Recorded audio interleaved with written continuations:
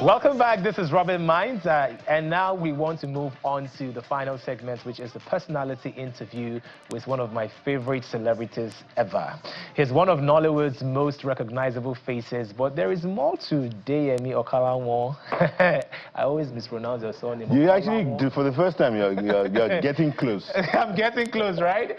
There's so much to you, than just being a Nollywood actor. You wear so many hats to what you do, and I'm incredibly proud of all of the things you've achieved. Thank you. And I'm glad I'm able to say this on air, not just to you personally. Thank you. I appreciate that. I appreciate that. You're welcome. So, how does somebody that studied chemical engineering become one of the most recognizable faces in Africa? Life. And Nigeria. Nigeria happens to you. Nigeria happens to everybody. But I think for me, the interesting thing is that I've always done what I love doing, right? So even when I found myself in secondary school studying sciences, but still reading all the literature books, still understanding, having that artistic flair, then getting into chemical engineering and, putting all that effort into it. But while I was on campus, I was selling my mom's bread and cake. Oh, wow. Yes. As I left school, wasn't graduating, my mom said, you know what, why don't you were so good at it, just join me, and help me sell. So I joined her for about 2 years. I was selling cakes. So I thought I was in Unilag, and I went to Babcock, Bowen, Covenant, all these other schools, Yaba Tech and a few others, started selling bread and cake there. So you've been in marketing for a long time? And that put me in marketing for 10 years. Wow. Yeah, so up until 2013, I was working with a company called OLX, if you remember OLX from way back. Yeah. And I was head of marketing for OLX. So this is without studying marketing. This is all self-taught. This is experience and just putting all the work in. Same thing, I was on campus studying engineering, selling bread and cake, but I was in the drama department in a school fellowship, in a Christian campus fellowship. Oh. So you can guess what happened after that. I just kept doing that, until one day opportunity met preparation. And somebody just mentioned there's an audition somewhere, and I went there, and I got 2 roles from my first audition. From your first audition, you got 2 roles. I auditioned so many times. I can't. If I auditioned 100 times, I was probably called back just 2 times, and I only got 1 role. Try again. Try again. Well, the good news is it put me on the path that I am currently. So. See, and I wanted to do this. I wanted to be an OAP, TV, radio, and I went. I dropped my voice here. Nobody answered me. I tried emceeing at events. That one did not work. Well, the good news is that you MC a lot of events now, so you're good to go. So let's talk about your process as an actor. Right. Do you have any particular routine? Because I've seen that you never have a bad performance. I was watching, I think, Bimbo Ademoye's To Be a Friend. To Be a Friend, yeah. And I watched it and this is not YouTube standard, quote and unquote, because YouTube movies is really fast-paced. Just gather a bunch of actors and just do what you have to do. I don't know about that. No, I'm just telling you the standard, right? So it was really above the usual standard that we're used to. Yeah. And I saw how you were able to embody that character. And I was just curious, what is your thought process? Do you have a routine? What do you do before you get into a particular character, before you get on set? So the first of all, just to address certain things, I think that YouTube is a place where creativity, has to be maximized because of the kind of budgets that we're working with. Short time span, you're not trying to be on set for a few weeks. You just want to be on set for enough time to tell a good story. And so we're forced to be a lot more creative. And Bimbo does an exceptionally good job of that. Same as other people I've worked with, Biodun Steven, Bolaji, Ogumola, and the likes. And if you check out some of those movies, I started to do these YouTube films. And no matter where I find myself, whether it's a Netflix original, a cinema film, or now on YouTube, I'm going to give my 100%. I'm not going to look and say, oh, this is not the, And thankfully, when you're working with people who are excellent-minded, like, the people I've mentioned, you can easily bring your A game. For me, processes, different acting techniques, right? You go to school. I didn't study theater arts. I actually tried to go back to school to study theater arts. I did the exam. To go to Unilag study theater. They failed me. Well, I failed. So they say, I didn't get picked. Let me just put it like that. I didn't get. You failed the exams? Look, there was nothing they were asking there that seemed like a big deal to me. I answered the thing. I was confident. I went back to check. They said I was not accepted in. I said, okay, no problem. We keep moving. So again, I didn't necessarily study formally, but I put in a lot of work, and I'm constantly just learning. First of all, as a human being, you always have to be observant. As an actor, you have to observe how human beings behave. You have to be able to pick different things, and that's how you create characters. There are different style techniques, method acting. You've heard of method acting? Yeah, of course. Right? Yes. We have Stella Adler. We have, you know, a few other techniques out there. But what I found is these techniques do not, they're not a reflection of the realities of Nigeria. And getting into acting at the time, you could get called last minute. Hey, there's an opportunity here, there's a film here, we need you for a few days. You might see the script 2-3 days before, maybe not, but you have to give a performance. So I always did the thing where I was constantly prepared ahead of time. So I kind of decided, you know, to create a technique that works for me within Nollywood, where you're prepared ahead of time. So I'm doing research on several types of characters, building these characters, and then more or less just waiting to see scripts that fit into, and then you adjust as I like that method. Yeah. So it's more or less like you just immediately you get. I call it the Deyemi Okanlawon method. Yes. So immediately you get a script that fits into a particular character, you just copy and paste, quote and unquote, with the more lines. or less, yes. If you spend enough time imagining different things, watching different movies, learning from, you know, Daniel Day-Lewis and the Denzel Washingtons and all these men who are great actors, and you see different things they're doing, you can piece things together. And then based on what you have, the material that you have, you can adjust. All right, now let's talk about Nollywood and what is currently happening. There are conversations about streamers leaving. Others were saying, okay, streamers just stopped commissioning originals, and there's this conversation about, you know, people moving from cinema movies to YouTube because it's better with the revenue, and sometimes you don't make your money back at the cinema. You are an executive producer. What has been your experience? Did you make back your money when you went to the cinemas? Thank God.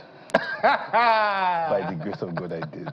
But remember that in 2019, I quit acting, and I joined Silverbird Film Distribution for 2 years. See, I cannot afford to go to school and do an MBA and then come back and come and perform. So I went to work. That was me going to school to understand the industry from the other angle. I joined Silverbird as the head of marketing, and then I was promoted to head the Nollywood distribution desk, and eventually I became the acting CEO for Silverbird for a brief period in 2021. So I was there for 2 years, learning. By the time I came back, I started planning to produce my own film because now I had enough information. And I find that a lot of people get into the business of filmmaking without understanding the terrain as they should. Some people are lucky, or they have some experience that really helps catapult them. I didn't have that massive fan base, or, you know, and I wasn't a comedy type person. So I knew it had to be find the right story that fits this environment that can potentially be embraced by everybody. And it worked.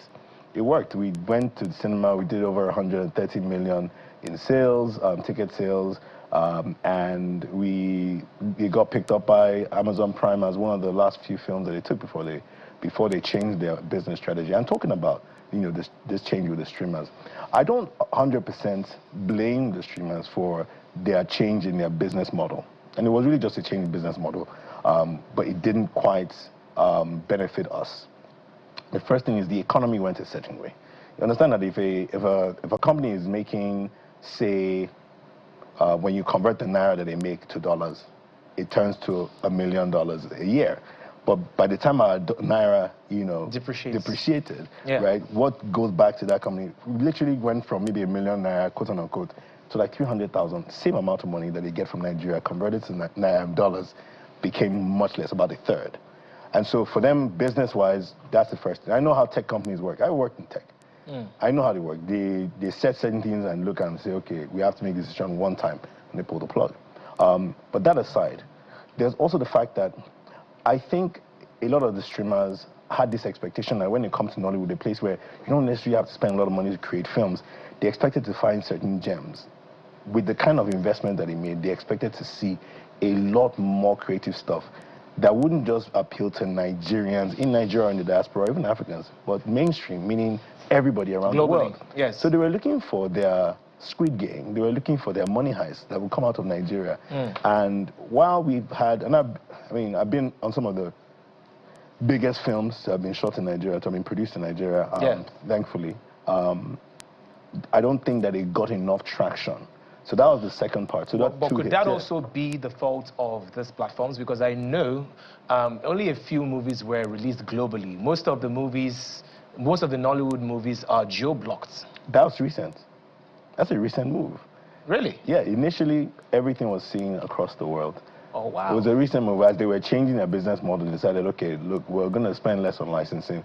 And if you're spending less on licensing, then the reason would be that you're being specific to a geographical area. So if you're only buying for African continents, for example, you want to spend as much as when you're buying for the global audience. Okay, okay, that makes sense. That makes sense. I guess now we are realizing that, okay, the streaming platforms, there's a bit more restriction there. They're saying, and they're also saying, go to cinema first before we pick up your films. Why is that?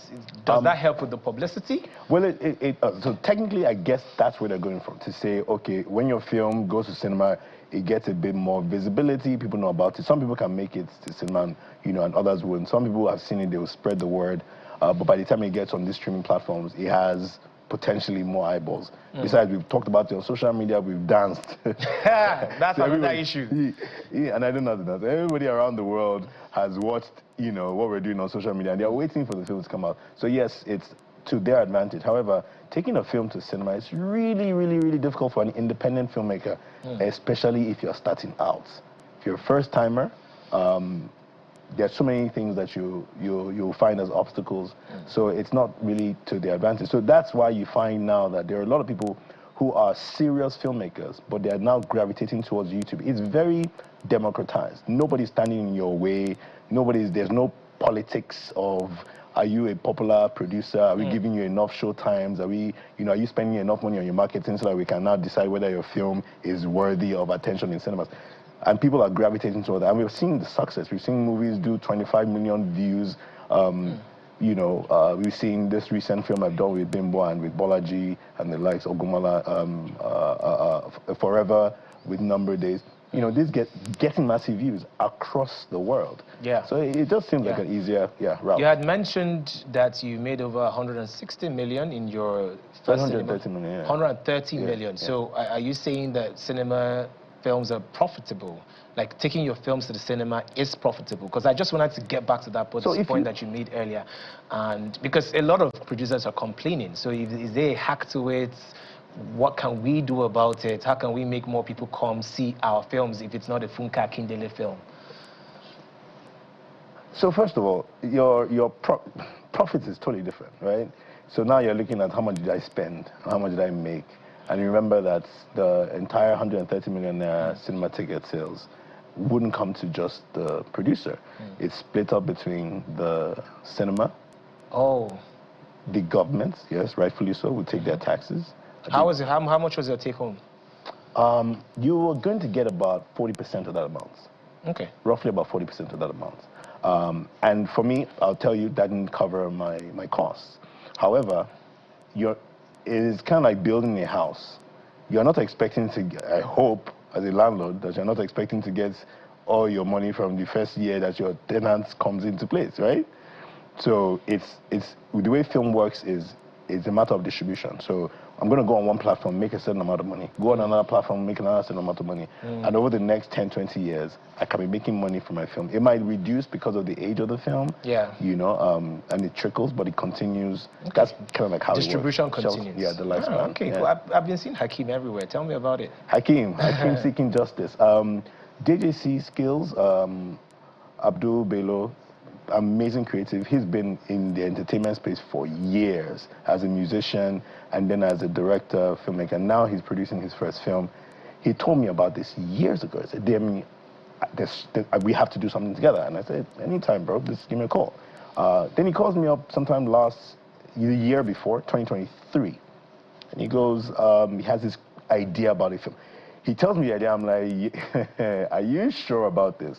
And it coincided with me seeing that Nollywood was going into this action phase, this epic, movies, big epic movies, action film, The Brotherhood, you know, Lisa B and the likes. And I just gave myself brain. And I said, you know what, I've been playing around, I don't work out as much, it's time to go and become the action guy. And if you're going to be an African action hero, the first thing is that you have to be fit. Yep, you have to look the part so that Kunle Remy doesn't come for you. Who's that? Kunle Remy? Who's that? I think he's a dancer, right? Oh, Remy's a dancer, that right? guy. Yeah, he dances on TikTok. He's a comedian. He's a comedian. He's a comedian. Okay. But anyways, back to... Sorry, Kunle. Yeah. Oh, God. Well, this is going to cause problems. Sorry, Kunle. Yeah, so yeah, back to it. So I got into the gym, I started working out. He calls me up and like, look, you're even looking the part.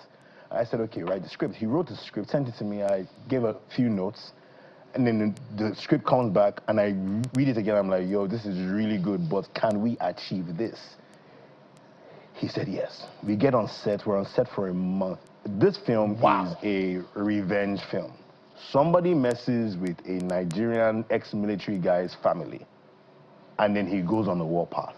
Wow. So this film is about a man in rage. So I was, for a full month, in a mental state that I needed to be on the edge all the time. It was very mentally tasking. If you've seen even the trailer, if you haven't seen the movie, you should go see the movie. It's till date. I mean, I've done some really great work over time, but I would clearly say that till date, this has been or is my best film yet. And I know that there'll be better films coming along the line, but for right now, this film is so good.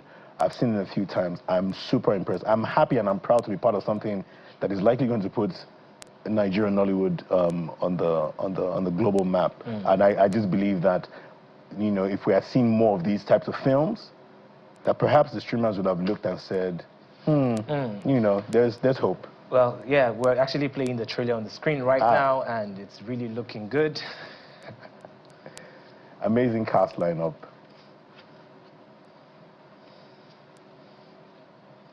All right.